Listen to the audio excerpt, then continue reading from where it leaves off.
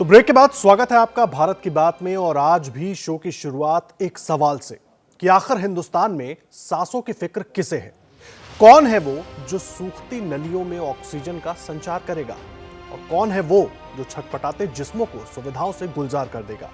यह सवाल केंद्र से लेकर राज्य भर की सत्ताओं को चुभेगा जरूर, मगर अब पूछना जरूरी हो गया है, क्योंकि पिछले एक हफ्ते से ऑक्सीजन के अभाव में गिरती लाशें अब नहीं देखी जाती। शहर दर शहर ऑक्सीजन की कमी की वजह से लोग दम तोड़ रहे हैं और जाते जाते ये सवाल भी कर रहे हैं कि आखिर क्या इसीलिए लाखों करोड़ों रुपए टैक्स में दिए थे? आखिर क्या इसीलिए सरकारें चुनी थी?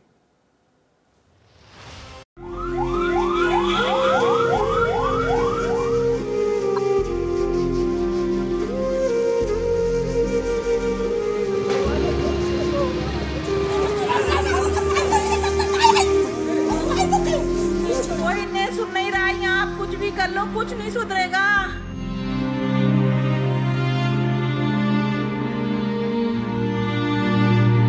मम्मी को तो ऑक्सीजन की जरूरत है, कहीं बेड नहीं मिला, ऑक्सीजन नहीं मिल रही कहीं पर। सर कुछ मदद कर दो सर। मैं 3 घंटे हो गए यहाँ पर। भर्ती नहीं कर रहे हैं। 9 बजे से हम वहाँ से घूम रहे हैं। इन्होंने अस्पताल के मेडिकल जो गेट है, मेन गेट पे ताला मार दिया है।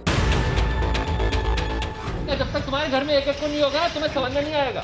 सर वहाँ ऑक्सीजन ही नहीं है। उनको कोरोना से इलाज मिल रहा है, वो कोरोना से लड़ रही है, शायद जीत जाए, लेकिन वो सिस्टम से हारी जा रही है सर। ये देखिए भैया, ये अभी सुबह से चौथी बॉडी निकल रही है।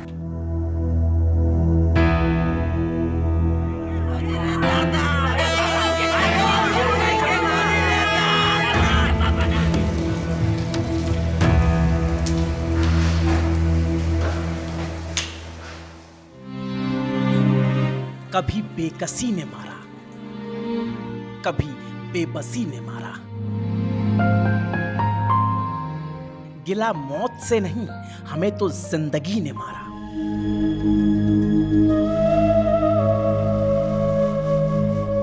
और कुछ इस कदर मारा कि समूचा हिंदुस्तान लाचार हो उठा, समूचा हिंदुस्तान बेजार हो उठा।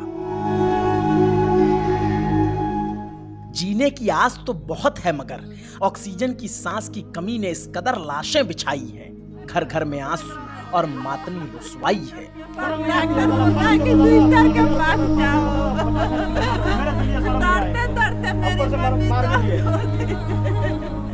मम्मी को तो ऑक्सीजन की जरूरत है, कहीं बेड नहीं मिला, ऑक्सीजन नहीं मिल रही कहीं पर। सर कुछ मदद कर दो सर। मेरी मदर को कोविड हो रखा है, 21 तारीख से लेकर घूम रहा हूँ, कहीं जगह नहीं मिली। आधे दिल्ली से ज्यादा हॉस्पिटल में बस एक ही जवाब है, बेड नहीं है, बेड नहीं है, बेड नहीं है। रिक्वेस्ट कर रहा हूँ, रिक्वेस्ट कर रहा हूँ। मेरे फादर का 4 महीने पहले एक्सीडेंटल डेथ हुआ था। मेरी मदर आज की तारीख में सर मैं अनाथ हो जाऊंगा। कहाँ पर है इस समय आपकी मदर? हिंद मेडिकल कॉलेज में। मेडिकल कॉलेज में भर्ती है, लेकिन इलाज नहीं मिल रहा है सर वहाँ ऑक्सीजन ही नहीं है। उनको कोरोना से इलाज मिल रहा है, वो कोरोना से लड़ रही है, शायद जीत जाए, लेकिन वो सिस्टम से हारी जा रही है सर। वहाँ पे बता रहे लिक्विड गैस नहीं है। कोई माँ के लिए रो रहा है, कोई पिता के लिए, कोई पति के लिए, तो कोई बेटे के लिए, और कोई किस्मत पर और कोई व्यवस्थाओं पर रो रहा है।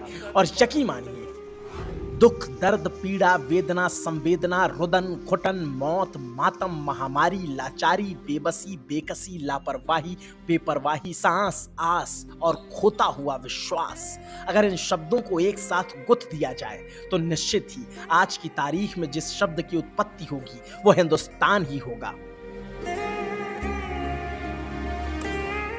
उत्तर से लेकर दक्षिण तक पूरे हिंदुस्तान में त्राहिमाम मचा है। और ये त्राहिमाम सिर्फ किसी कोरोना नामक वायरस ने नहीं, बल्कि व्यवस्थाओं के नकारेपन और काहिलपन ने मचाया है। राजधानी दिल्ली तो मानो उसका केंद्र बन चुकी है। इस वक्त मैं दिल्ली के लोकनायक अस्पताल के बाहर मौजूद हूं और मेरे साथ यहाँ पर एक पेशेंट हैं जो कि गर्भवती महिला हैं।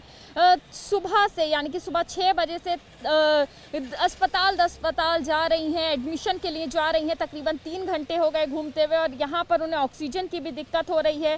प्रेग्नेंट लेडी है, साथ में छोटा बच्चा भी है, हस्बैंड भी साथ में है और यहाँ पर ये लोग काफ़ी ज़्यादा परेशान हैं क्योंकि एडमिशन नहीं मिल रहा है। इसमें कह रहे हैं बेड फुल है, उसमें भी बता रहे हैं। अभी एक दोस्त किया मेरा, बात करने के अंदर अभी एक महिला जो अपने अंदर एक नन्ही सी जान को संजोए हुए है, एक महिला जो अपने आने वाले कल के ख्वाब को अपने गर्भ में पाल रही है, वह 21वीं सदी के हिंदुस्तान की राजधानी में तड़प रही है, छटपटा रही है चंद सांसों के लिए, मुकम्मल इलाज के लिए। और उसकी पीड़ा सिर्फ वही समझ सकता है जो इस कष्ट से गुजरा हो। वो नीति नियंता जो विज्ञापनों के जरिए सब कुछ ठीक होने का दावा करते हैं, वो नीति नियंता जो भाषणों के जरिए भाग्य विधाता होने का वादा करते हैं, उन सभी को इस मां की टूटती सांसें लानतें भेज रही है।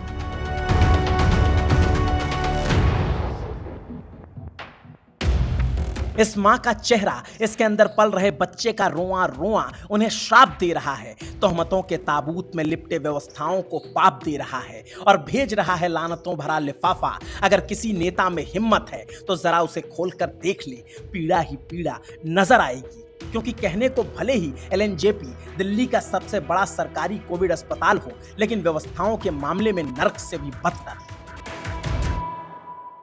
कोरोना की वजह से चारों तरफ दिल्ली में जो हालात हैं वो काफ़ी ज़्यादा ख़राब हैं।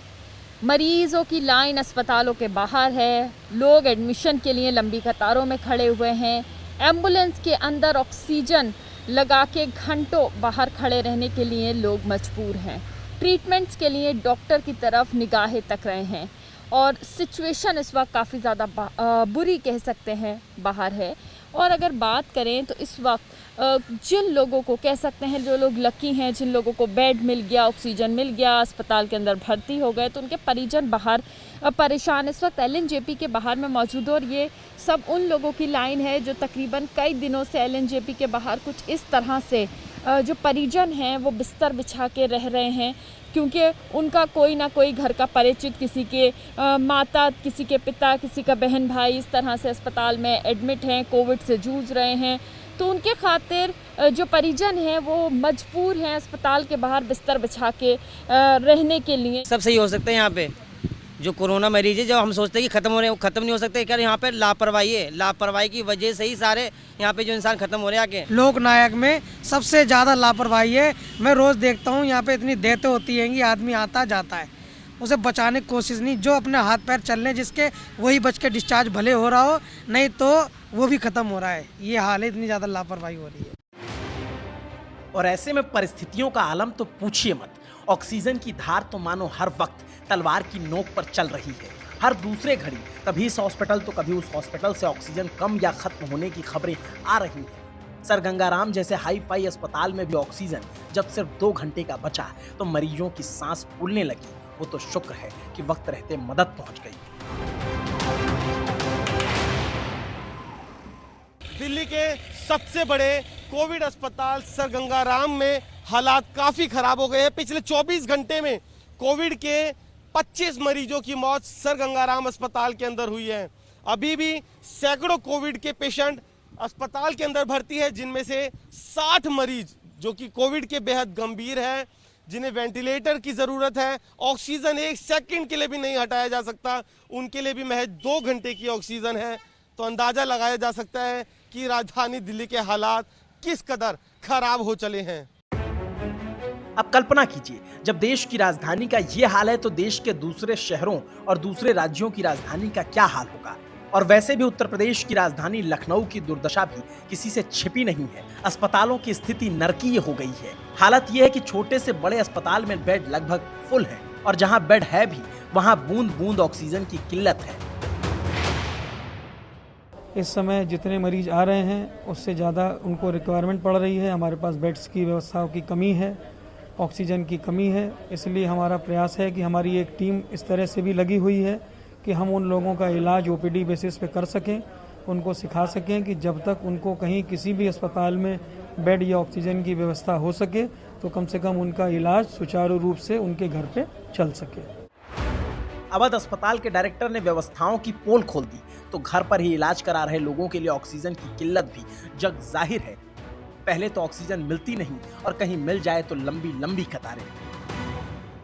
सुबह 4-5 बजे से मैं यहाँ लाइन में लगा था और कल भी यहाँ मैं आया हूँ, लेकिन कल से मुझको लिक्विड यहाँ पे बता रहे हैं ऑक्सीजन है ही नहीं, लिक्विड है ही नहीं, तो मैं कहाँ लेने जाऊँगा। पूरे नादरगंज से लेके चाहे बीकेटी हो, चाहे देवा रोड हो, चाहे कहीं भी हो, हर जगह मैं पता कर चुका हूँ, कहीं भी ऑक्सीजन मिल नहीं पा रही है मुझको। कल सुबह से मैं यहाँ करीब 5-6 बार राउंड लगा चुका हूँ, घंटों भर यहाँ रहा। रात में 12 बजे भी आया, लेकिन कहीं भी मुझे ऑक्सीजन मिलने में कहीं दे ही नहीं रहा कोई। अभी सुबह आज फिर 5 बजे मैं यहाँ आया हूँ, देखा यहाँ 30-40 लोग लाइन लगाए हुए बैठे थे इस उम्मीद से कि ऑक्सीजन मिल जाएगा, लेकिन फिर पुलिस आई और उसने सबको भगा दिया। और इस स्थिति से निपटने के लिए अब झारखंड के बोकारो से ऑक्सीजन भरे टैंकर आने लगे हैं, लेकिन अब भी चीजें हाथ में आती नजर नहीं आ रही। और ऐसे में लगता है कि मानो पूरा प्रदेश ही राम भरोसे चल रहा हो, क्योंकि मेरठ में एक लैब टेक्नीशियन ने इस दुनिया से जाने से पहले सब कुछ बेपर्दा कर दिया। और दुनिया जानती है कि मरता हुआ आदमी कभी झूठ नहीं बोलता। मुझे यहाँ पे कोई ज़्यादा ट्रीटमेंट सही नहीं दिया जा रहा है। इस वीडियो के थोड़ी ही देर बाद लैब टेक्नीशियन अंशुल ने मेरठ मेडिकल कॉलेज में दम तोड़ दिया। अब जरा कल्पना कीजिए, एक स्वास्थ्य कर्मचारी के साथ ऐसा सलूक हुआ तो आम इंसानों की क्या हालत होगी। और इलाज तो इलाज, यहाँ तो मथुरा में मुर्दों के साथ आपदा में अवसर तलाशा जा रहा है। कोरोना पॉजिटिव व्यक्ति के अंतिम संस्कार के लिए 15 से 20 हजार वसूले जा रहे हैं। अंतिम संस्कार के लिए मेरी बहनों ही है, उनके अंतिम संस्कार के लिए आए हुए, और यहाँ 18,000 रुपये मांगे थे हमसे मर्दनी एक चिता बनाने के लिए। एक तो 1200 रुपये मांगे हवन सावंगिरी के लिए, और 2700 रुपये की लकड़ी बता रहे हैं, ऊपर का खर्चा अलग बताया 16 से 20 हजार तक का। सोचिए ये दुनिया क्या ही दुनिया है जो मुर्दों के साथ भी व्यापार कर रही है, मानवीय संवेदनाओं के साथ अत्याचार कर रही है। और हाल सिर्फ उत्तर प्रदेश तक सीमित नहीं, दक्षिण के कर्नाटक में बेंगलुरु में लाशों की कतारें लग गई हैं। हालात बद से बदतर हो चुके हैं।